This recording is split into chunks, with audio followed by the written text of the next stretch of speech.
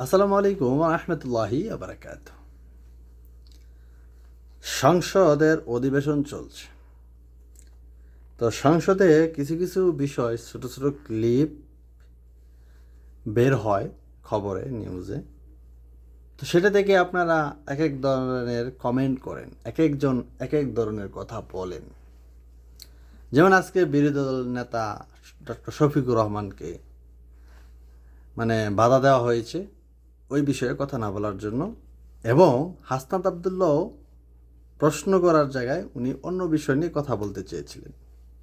তখন আমাদের স্পিকার উনি বলেছেন যে আপনি প্রশ্ন করতে পারবেন এখন যেই বিষয়টা চলতেছে ওই বিষয়ের উপরে, আর আপনারা যে বিষয় চাচ্ছেন ওইটা অন্য সময় ওই বিষয় নিয়ে আবার একটা কথা হবে। সংসদটা কিন্তু এটাই নিয়ম, এইরকমই। যেখানে ধরেন না, আজকে এক এক সময় এক একটা বিষয়, আজকে মনে হয় শিক্ষামন্ত্রীর বিষয় নিয়ে কথা হয়েছে, যেহেতু শিক্ষামন্ত্রী দেখছি যে হাসনাত আবদুল্লাহ শিক্ষার বিষয়ে প্রশ্ন করেছে এবং কথা বলছে, এবং হান্নান মাসুদ সেও তার এলাকার শিক্ষা ব্যবস্থা নিয়ে কথা বলছে। তো আপনার যেই সময় যেই কথাটা উঠবে, যেটা নিয়ে আলোচনা শুরু হবে, আপনাকে ওইটার ভিতরেই কথা বলতে হবে, ওই বিষয়ে আপনাকে আলোচনা করতে হবে, প্রশ্ন রাখতে হবে।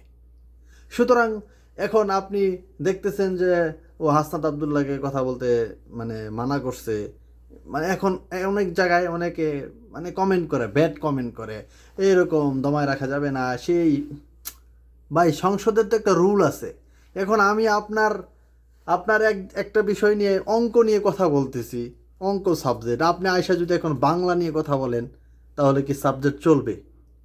এটা কি হবে? এটা বুঝতে হবে।